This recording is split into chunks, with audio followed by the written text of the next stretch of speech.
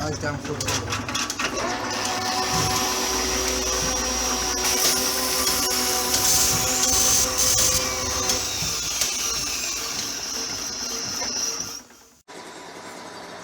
Good morning, folks. It's a beautiful, nay stunning Monday morning with the sun bouncing off the artificial slates down there, and it's just a cracker. So last week we got this space cleared and cleaned. We got that built. I'm thinking that the lathe is going to go next to that lathe there, because it fits really well, and because this wall, can you see that? This wall curves away. It gives us a little bit of advantage for the motor to go into the bit where the wall curves away and the lathe to remain straight across there. But we'll see. We'll move it in and we'll see.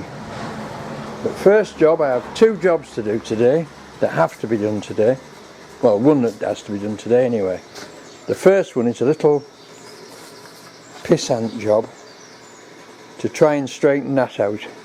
This is the drip tray off our Gadget Classic coffee machine, which everybody in the household has decided is redundant, and so when I've straightened that out, it's going to go on Facebook Marketplace with all its accessories: milk jug, thermometer, cups, etc, etc, etc, and we're going to see if we can flog it. This is where my daughter got it a bit too near to the cooker, but I think I can warm that up and straighten it out. Let's have a go. The second job is to make the post hole driver, or as Keith calls it, the Cyberman, because that's exactly what they look like. I'll bring you back. I've just had a little occurrence. I caught my shirt on this bladed thing and pulled it out, and I looked under this bench and I realised that it needs a really good sort out, because a lot of the stuff that's under there, it really needs to be got rid of. It's the leftovers of Ken's workshop clearance, and I shan't be getting. I think I've got rid of everything I want to get rid of, but what I mean is it doesn't need to be stored under here anymore, and these toolboxes can be put to use, not least to put all my woodworking gear in, because I've got saws, I've got chisels, I've got all sorts of bits of woodworking gear that are really useful occasionally. But in the meantime, they don't want to be all laid under there. They want to be in a box, because under there I can continue and put tap and die sets under there. I've got all my other tap and die sets under there. Hey up, Mike. Hello. It's Bro. Hey up, Bro. There you go. So that's what I'm going to do next. Well, there we go, folks. Definitely one of those jobs that you quit when you're ahead. But we've straightened it out and patched it up as best we can. At least it's presentable. Actually, I looked these up on the internet this morning, and it appears that most people swap this drip tray for the low profile drip tray, so you can get a decent sized cup under the coffee machine. So as far as I'm concerned, that'll do. How's that for gratuitous Rapidor action?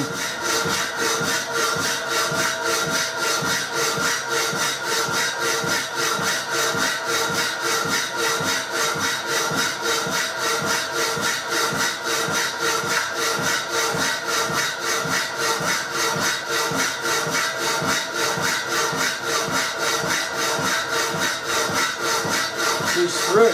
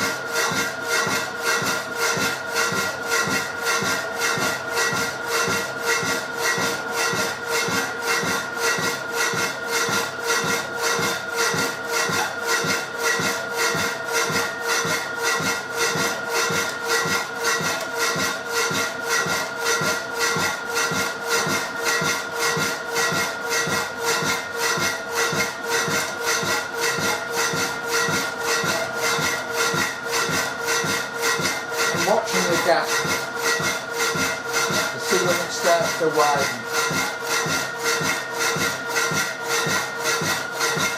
This is very heavy tube.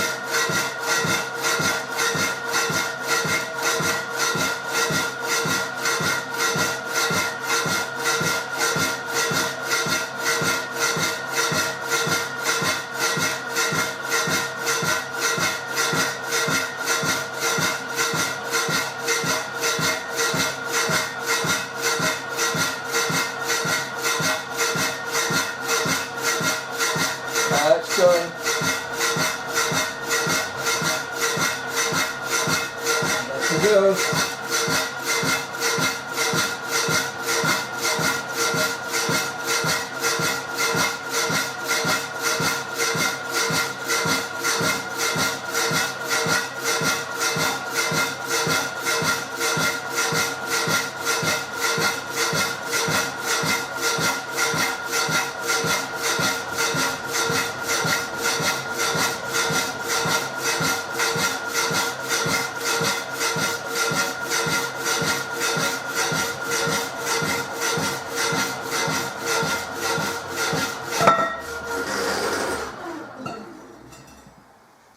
There she goes to a wonderful auto stop. Right folks, step one of the Cyberman is completed. The piece of 1 inch steel that's been it's been cut out, gas cut out by the look of it, for a dumbbell weight. I've got three or four of them. Is now welded into there, good and proper.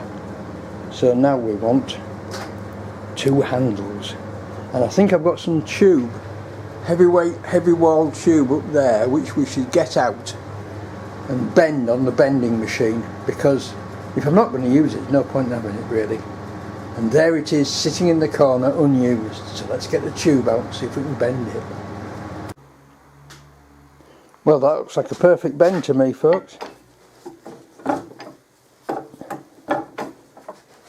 What's wrong with the pump? She doesn't pump every time, but that's just a sticky valve, probably through lack of use. But look at that.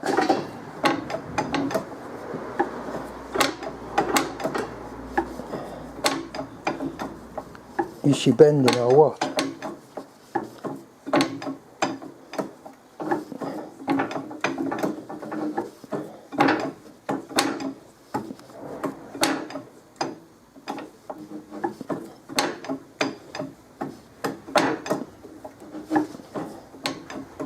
Lovely, lovely bend. Right, I think if we cut that off it, we don't need to go quite 90 with it.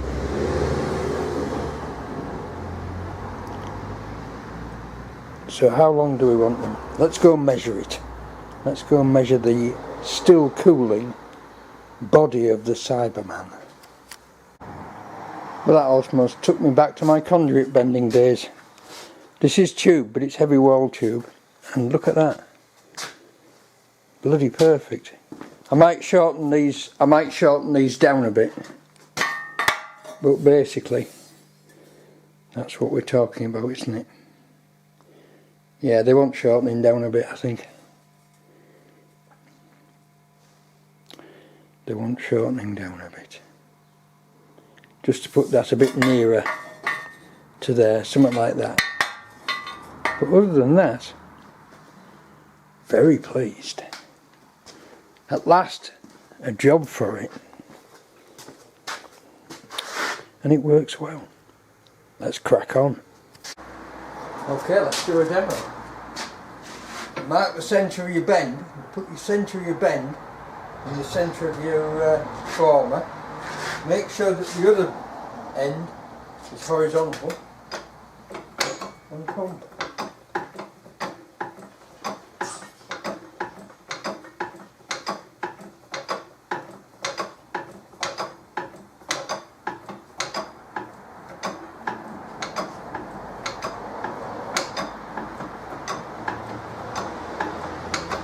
Whatever was sticking the valves has freed itself, because it's now working perfectly.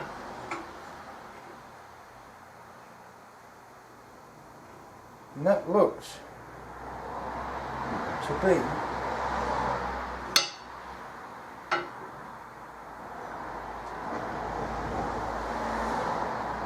about spot us on here. Just there it goes. Do we have a pair?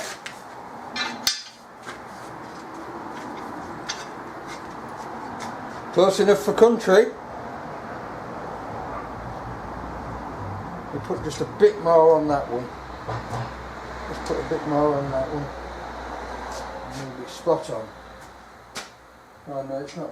Yeah, just put a bit more on it.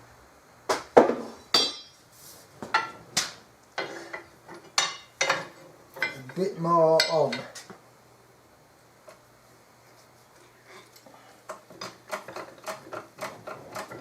Not much, just a bit.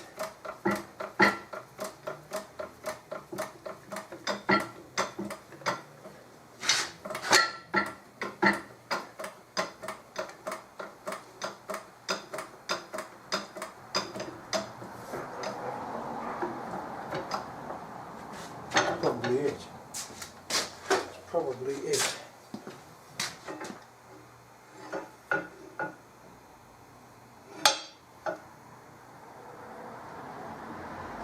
Yep, I would say that's it.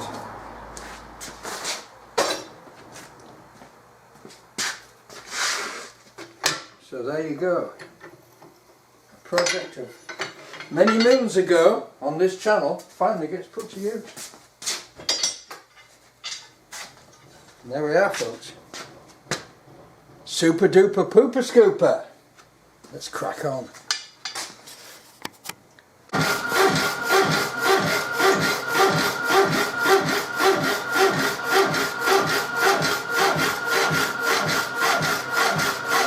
Gratuitous Rapidor poem, part 2.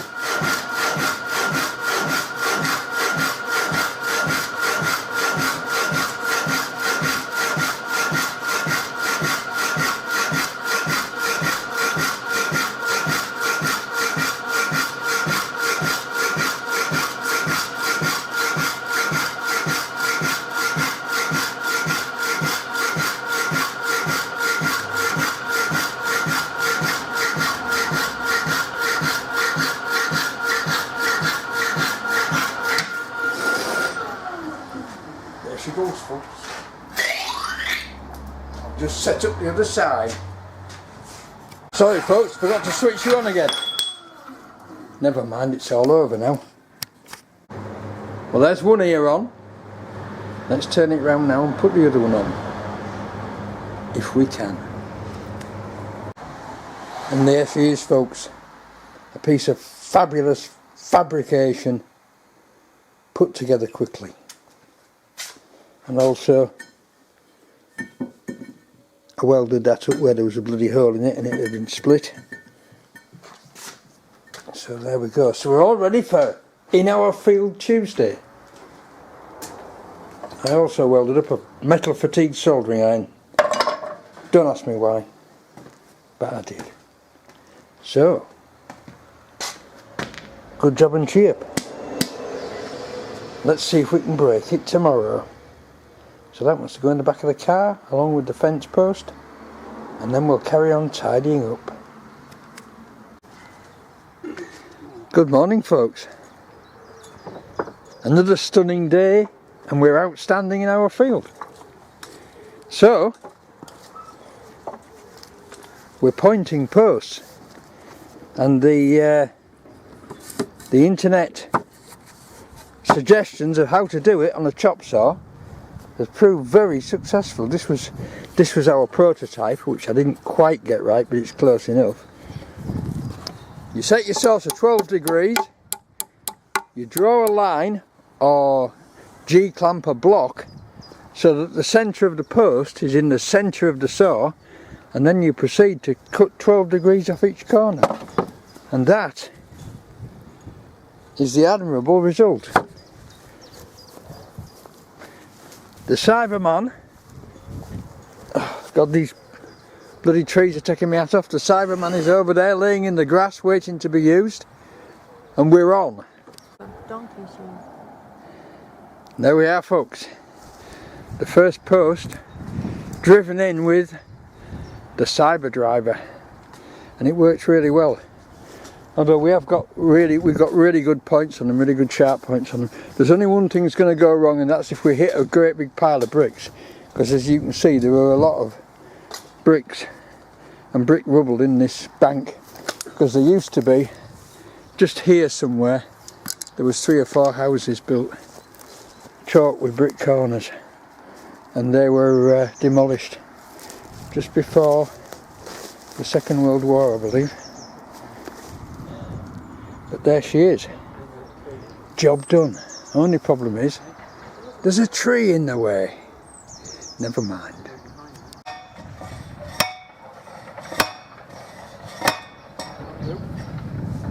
Excellent. We need the Twister scope. As it was a warm day, we had to drink John Smith's Extra Smooth and remember our departed friends. Nice stack of pointed posts.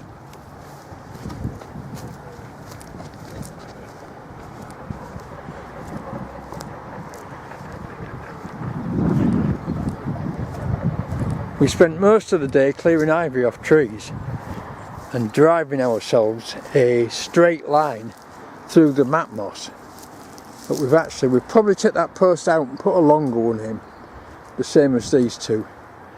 But we've got to this tree, and what we're going to do is work round that tree, start at the other side just there, and then go down to that corner that you can see just down there. And what we've got to finish is about the same amount again as we've already done. So maybe another 2 days. We've already cut a load of there's a dead elder tree here that's fallen down, and we're going to have to move that. You can see it there, and that's part of it as well. But whether that's dead or not, I mean, anything that's living will leave up. We're also going to have to clear the ivy off that tree down there. That's been done once, but we'll do it again. That one, that ash there, is the one we did 2 years ago. We cleared the ivy off there 2 years ago, and it's died back, and it's not gone back on the tree. The tree did survive,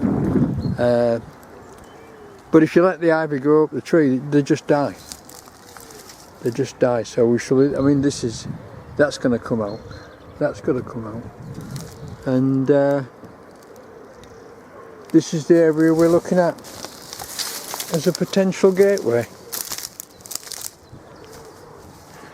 This is the lowest point here. I don't know if you can see, I don't know if you can get a perspective of the way the land slopes on this camera, but that's a low point there. And we were thinking of a gateway somewhere in this region. Like, obviously with any trees that are living will stay there. But trees that aren't, trees that have died off, will get cleared out.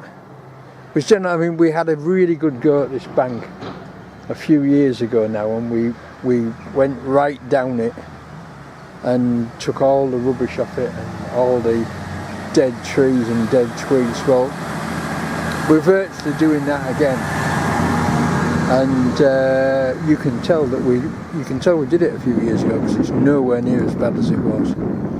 But there's a lot of snowdrops, and there's a lot of bluebells come through when you actually clear all the rubbish.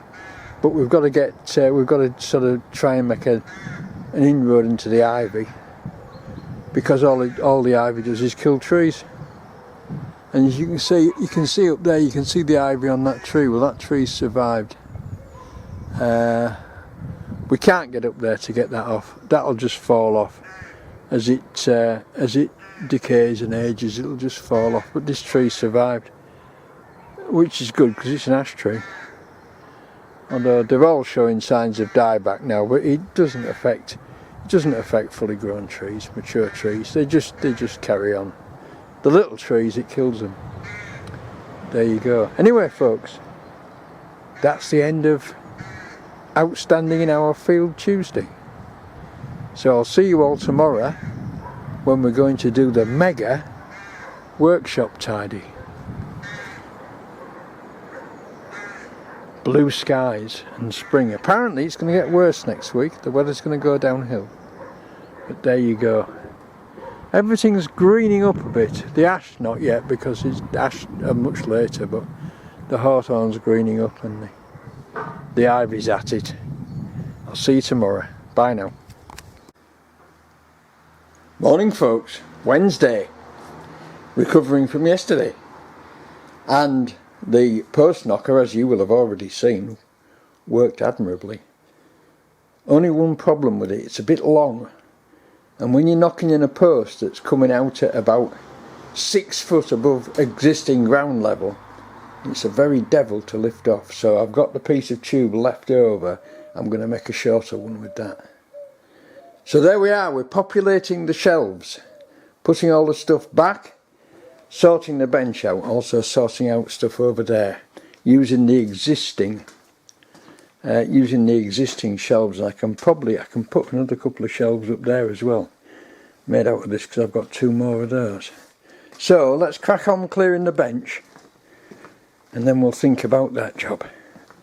The bench is clear, believe it or not, it is clearing. What I'm doing at the moment is just fitting 2 clocks into this very nice box that was made for me by one of my subscribers, who's also been here and used my milling machine a couple of times. Real nice guy. Name escapes me. I'll come back to you on that. But he's a real nice lad, and he's been at Hull. He would have finished now, but he was at Hull University doing precision engineering. So there you go. So let's crack on with this. Get the soldering iron out and cut the foam. And there we are, folks.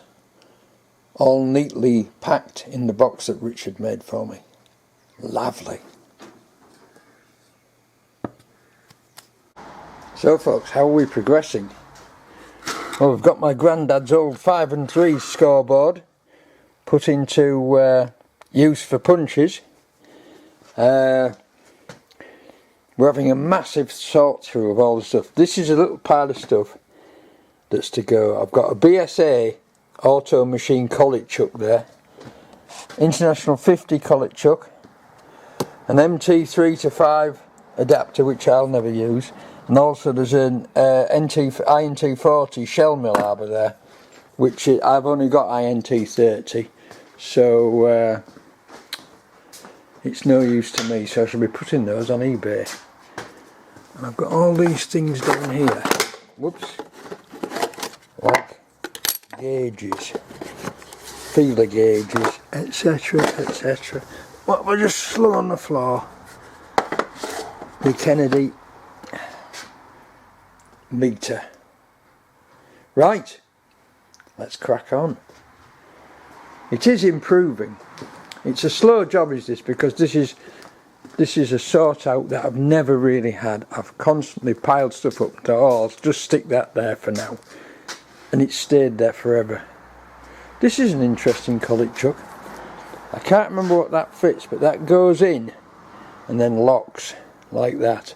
As you can see, it's got that cut out there, got that cut out there, right? And I've got the set of collets that goes with it as well.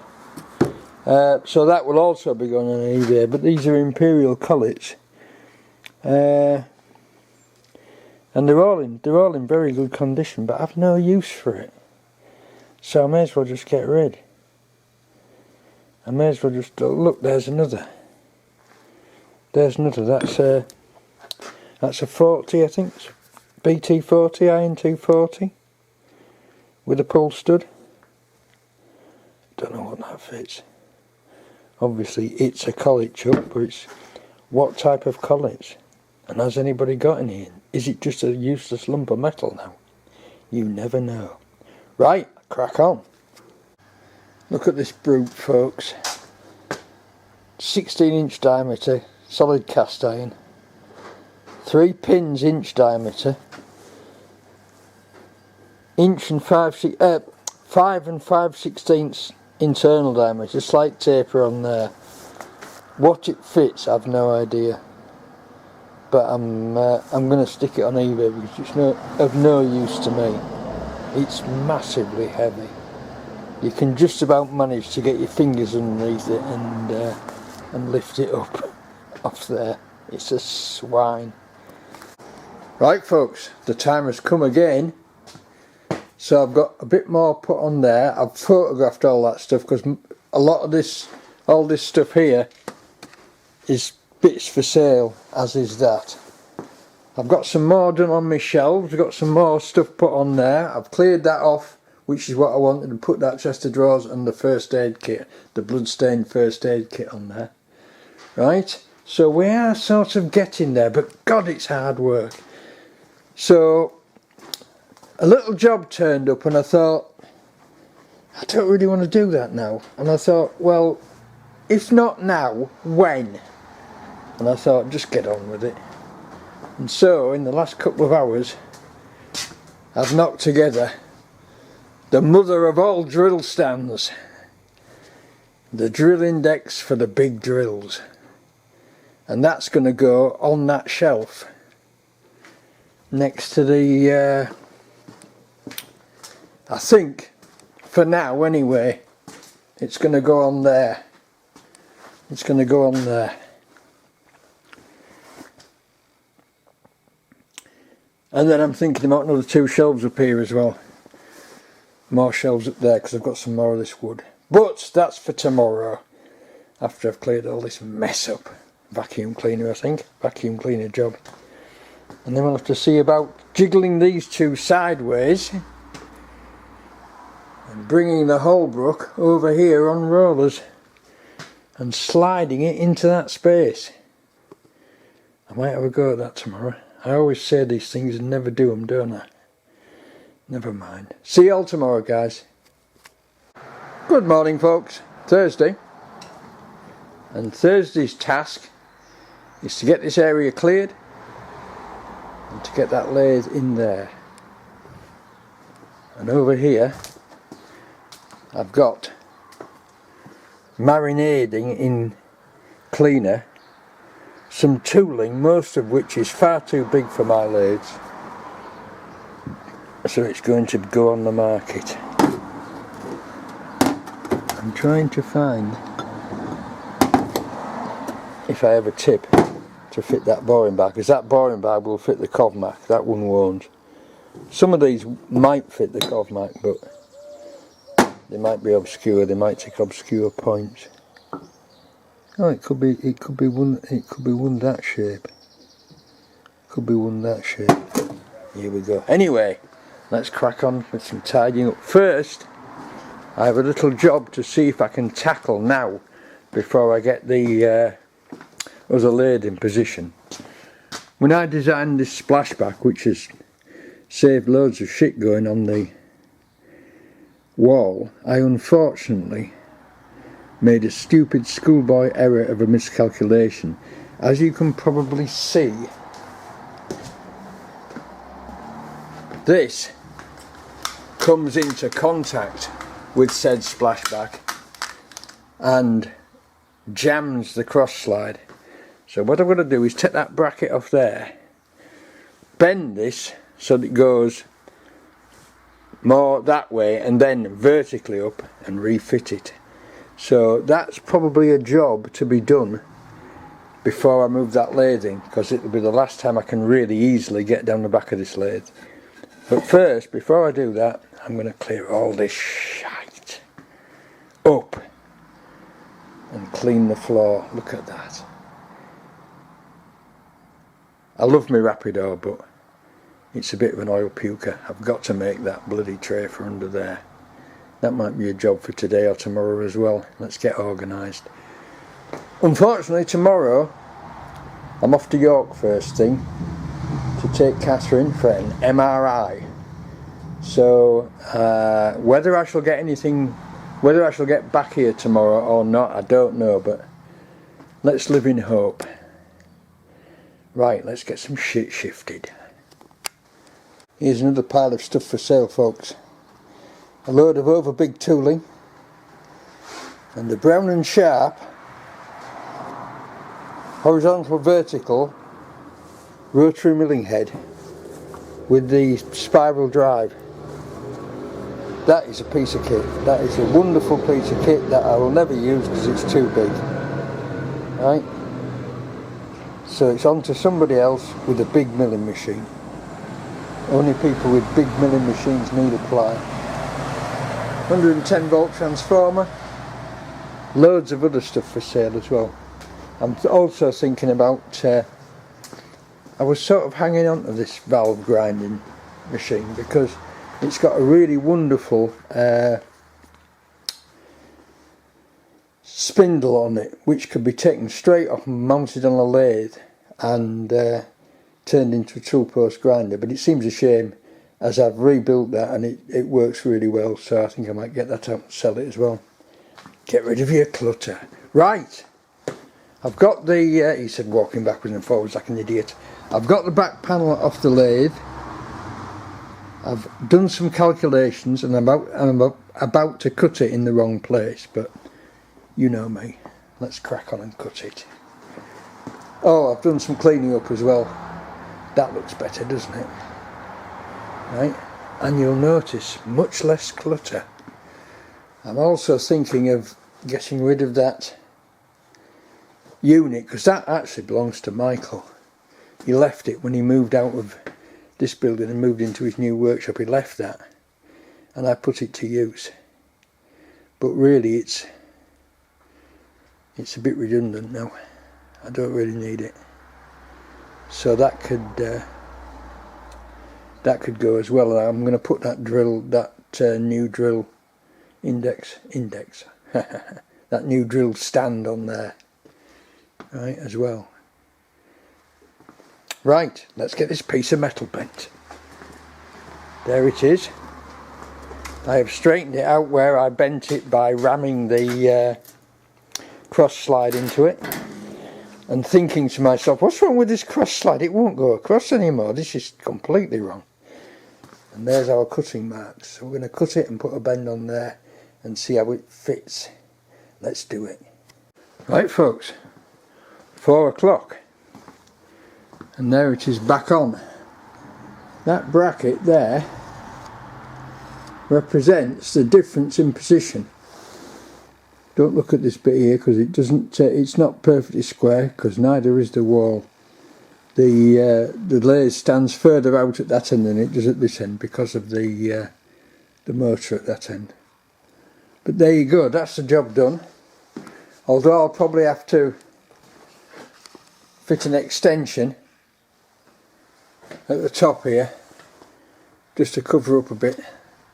But that's the main thing. I've done the bit I couldn't do unless I could get behind the lathe, and that gives me a lot more clearance there, and it gives me the same from centre to there as the Colchester. So there you go. I'll have to put a raising piece on, but it's no problem. Anyway, next job is to fit the jacking feet to the Holbrook and get ready for the big move. I keep getting sidetracked into things I want to sell, but this is next job. Fit the jacking feet back to the Holbrook so we can jack it up and get it on rollers. I got sidetracked again, folks. Clearing there so I can put all my taps and dies under there, under the bench. And sensible tools that I use under there rather than woodworking tools which I hardly ever use. Right, they can go on the lower part, but that's a load of woodworking tools packed into a nice